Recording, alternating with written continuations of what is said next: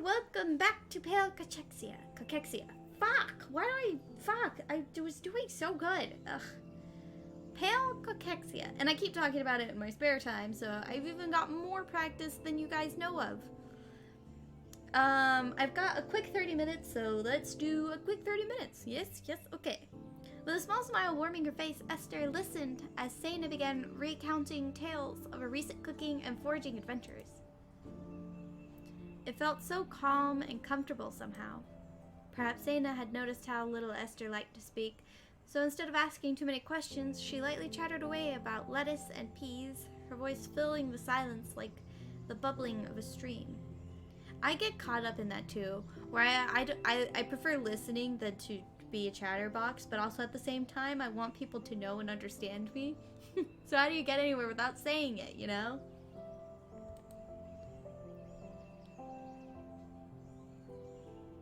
After they had finished weeding and watering, they brought their empty pails and a few small trowels to venture outside the clearing. Eager to share her knowledge, Sena guided Esther to the best foraging spots she found, pointing out which berries, nuts, and wild grains were best to gather. The more that Esther learned, the less harsh and daunting the forest appeared. Surviving in the wild always struck her as a daunting task, but Sena's simple, cheerful explanations made it seem like something anyone could accomplish, as long as they put in enough effort. None of this seemed like work for Sena either. It was almost like they were just playing together instead. I have a weird brain. Sometimes I have two thoughts going at the same time. Like, I'm thinking of this, but also I was thinking of... Sorry, my not the prettiest blanket is showing, but it is a pretty warm blanket. I was thinking of Jujutsu Kaisen, and if curses exist in Japan in Jujutsu Kaisen, they must also exist all over the world. But they probably wouldn't be called curses and probably wouldn't be dealt with the same way in, like, say, America. And I was wondering if that would make an interesting, like, fanfic. Like, how would the world of Jujutsu Kaisen work in America or something? Why was I having that thought now? I'm playing a game here. Leave me alone. It was almost like they were just playing together instead. Esther couldn't help but envy her energy and enthusiasm, the way she managed to take so much joy from everything. And yet, at certain moments, there was something unusually determined and purposeful about her effervescent happiness. As if it were another method of survival, just like her gardening or foraging were.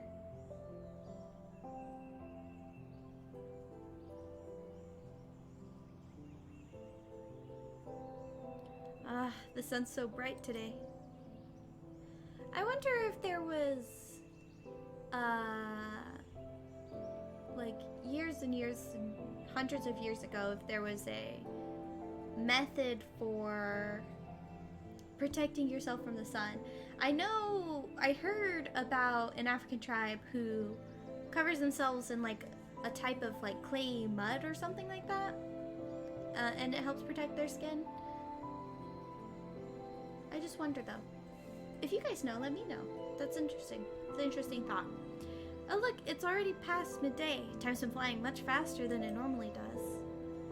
All this work made me really hungry. Are you hungry, Esther? A little bit. She forced her words to sound nonchalant, but in reality, Esther was just as famished. Normally she had to force herself to eat or simply forgot about it at all, but not today. Well, that's nice. Is that your stomach growling? No, it was probably just the wind. Oh, alright then. It's so nice outside today. I can't wait to go outside after this video. Well, if you wait for me on the little log near the garden, I'll bring back some food for us. I'll just be a few minutes, I promise. Meet you there. Twirling around, she bounded off in the direction of the manor, her hair fluttering wildly in the wind. Her constant energy never failed to amaze Esther. Already she could feel a familiar deep fatigue weighing on her own shoulders, as much as Sena's presence helped distract her from it. But she was determined not to succumb to the feeling today. There was too much left for her to do.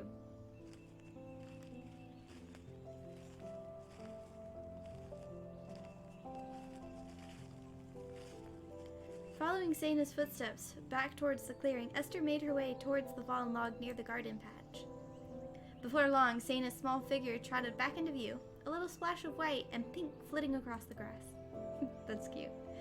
After stopping briefly at the well, she approached Esther's chosen picnic spot with careful steps, balancing 2 bowls on one arm while carrying a bucket of fresh water in the other. Wow, talent. Here we are. I just made something small and quick, but it should give us enough energy to finish today's chores. Beaming proudly, she offered Esther one of the bowls. It held a hearty salad topped with lentils and various seeds, a red berry glaze glistening on the leaves. Oh, I want fresh fruit so bad. But I haven't had a chance to go to the store. Tucked into each bowl was a generous slice of warm bread, lightly toasted from the stove. Thank you. It looks delicious. It's really nothing. But my baby lettuces will be so happy to hear that. They always like a little bit of encouragement. You talk to your lettuces?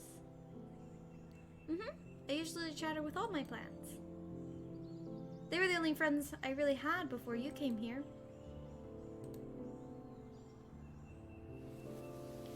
With the slightly quieter, more subdued statement, Sena settled down beside her on the log. I bet my plants are happy, because I keep them all in this room because the cats will eat them otherwise. I bet they're happy that I've been recording so much lately. Much of carbon dioxide in this room for them to munch on. With the slightly quieter, more subdued statement, Sena settled down beside her on the log. Read that, I know. At first, Esther felt slightly awkward, caught in the wake of Sena's earnest words with no idea how to reply. But once the smaller girl took a bite of salad and started to munch away, Esther followed suit, her mood instantly lifting from the sweet berry flavor that filled her mouth. They took turns using a ladle to sip the water Sena brought, its crisp coolness as refreshing as the morning breeze. Really pretty.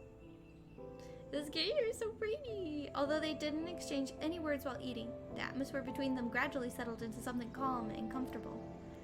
Now and then Sena would glance over at Esther, offering a little smile as soon as they made eye contact. She seemed happy just to be able to share a meal together. In a way, Esther could understand why. Normally she preferred to eat alone. Other people made her feel self-conscious about her shyness or the way she ate her food. But somehow, Sena's quiet company didn't bother her. Now that they were a little more familiar with each other, perhaps the other girl didn't feel like she needed to constantly fill the silence all the time.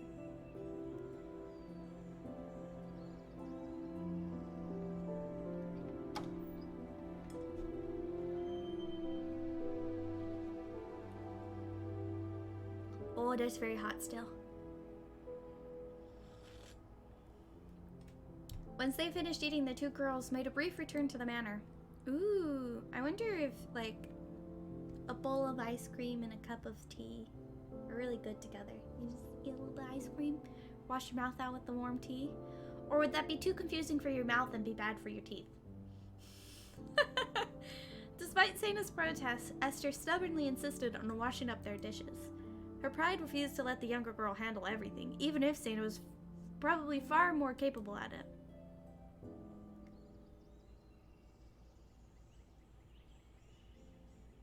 Keep.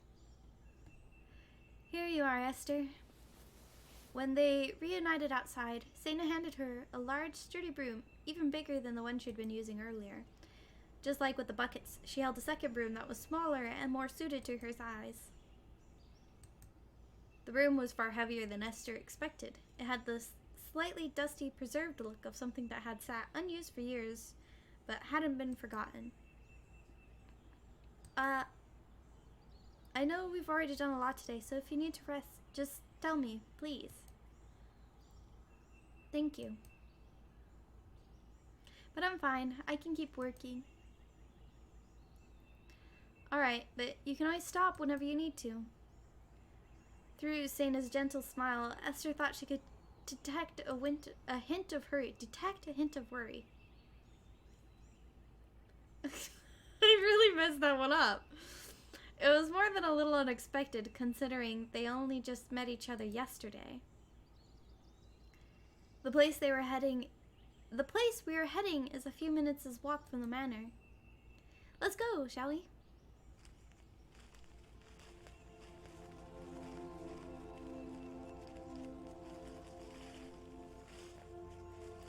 Motioning for Esther to follow, Sena set off eagerly into the woods.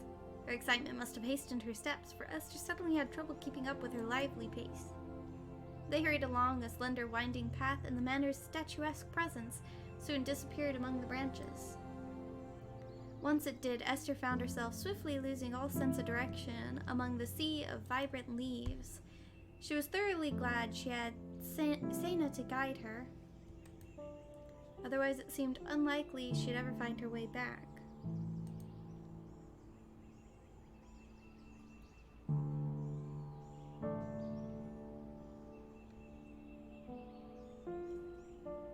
Here we are.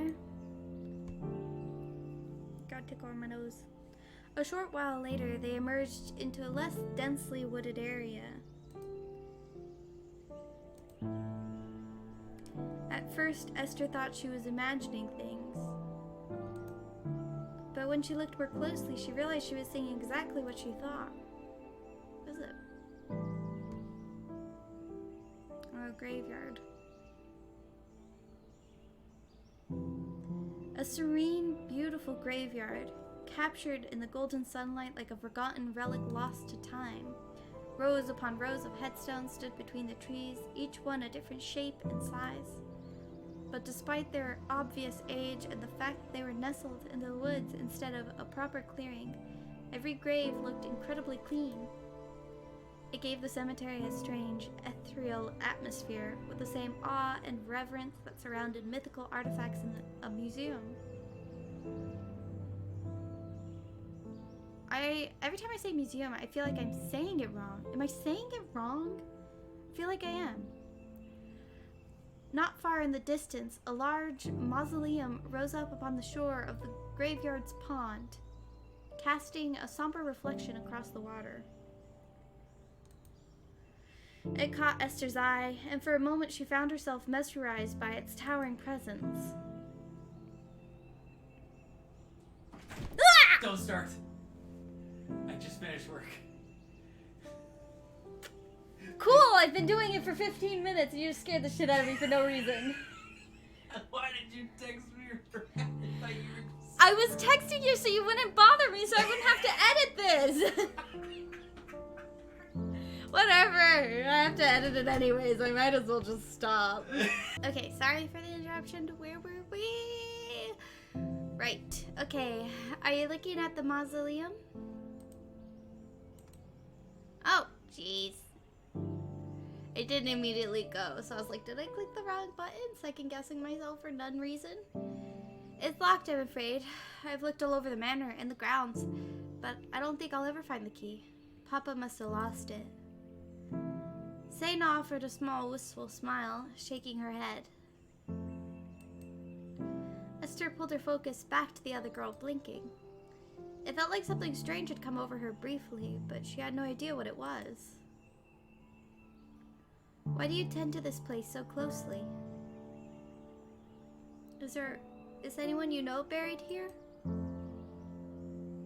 Dad. I just said no more interruptions. Okay. Where were we? She was talking about the graveyard, okay. I don't know any of them. What?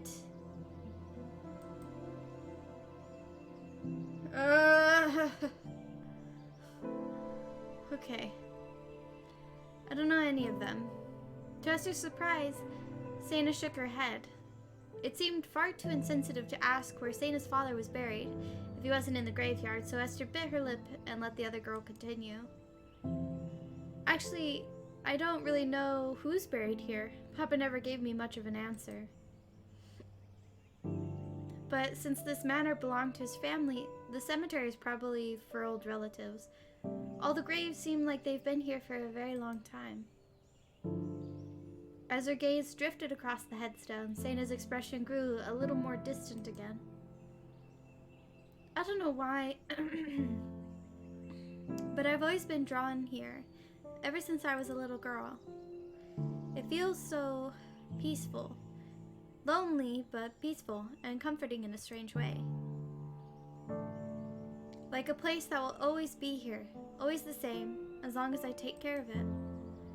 Her words trailed off, slowly, ending in little more than a whisper, then faded into the breeze. But only a few lingering seconds passed before Seina seemed to catch herself, blinking and restoring a brighter smile to her face. Well, let me show you what I usually do here. It's an easy chore and very calming. I think you'll like it. It's impossible to just ignore the brief moments that came over Seina, where it seemed like she wasn't aware of Esther's presence at all. But then again, after being alone for so long, it was only natural she'd fall back into her own thoughts now and again. I'm ready. With these brooms, sweeping is involved somehow, I assume. It is! What a clever guess! Come, come. I always start over here in the northwest patch.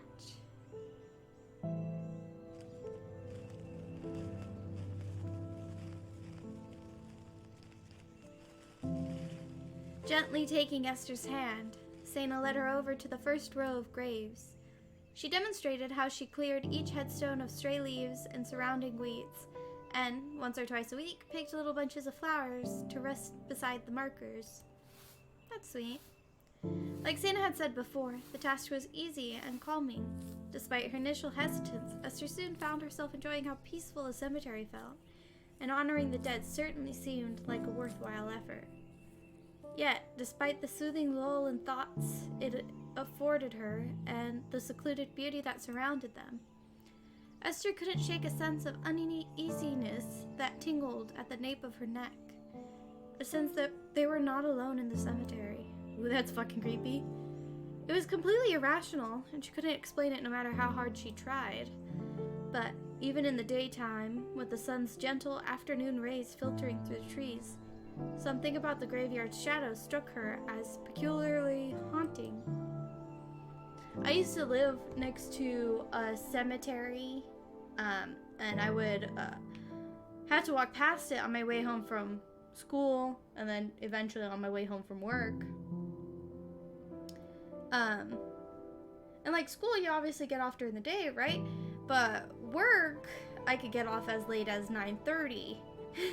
So the cemetery is really big.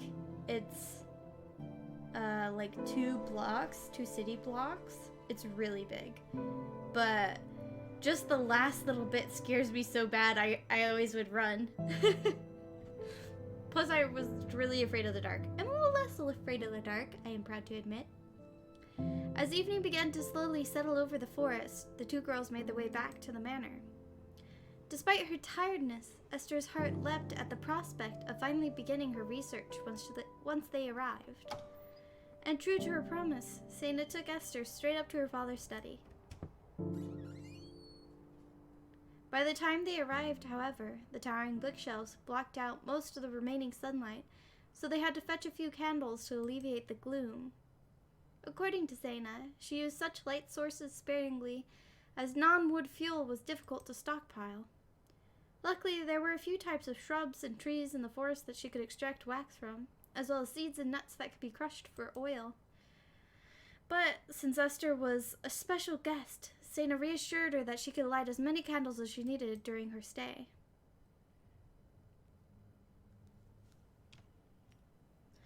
Well then I would have just let her look at the stuff during the day and asked for her help at night, but okay. It feels like so long since I've seen any candlelight in this room. Well, it has been quite long, I suppose. The last time was when Papa still around. Last time was when Papa was still around. Setting a newly lit candle down on the desk, Sena let out a quiet sigh. Sena, your father? I've been meaning to ask. What was his name?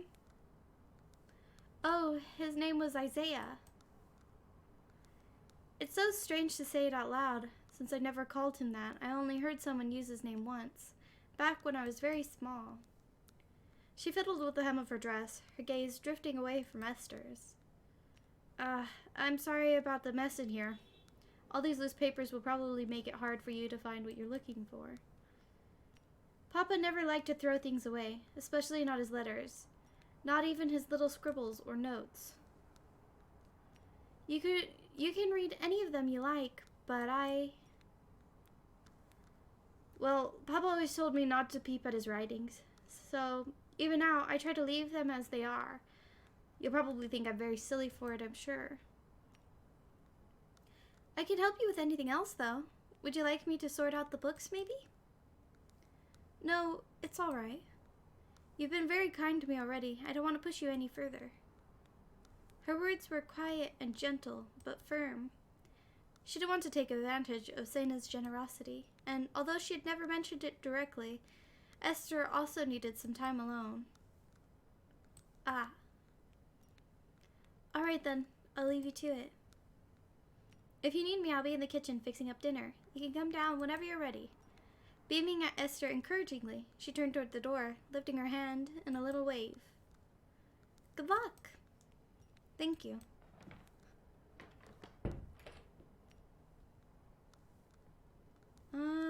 This seems like a good point to end it. I don't know if we've reached the 30 minutes because it's been so chaotic.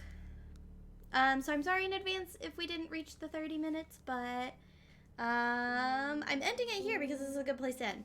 Thank you everybody for coming out and playing with me. I had a ton of fun except for the interruptions. Sorry that I'm so frustrated. I'm the kind of person that can get really affected by other people's anger and frustration, so I'm really trying not to let it show, but also it's good to feel your feelings. Sorry. I could take a break now and feel better before I come back.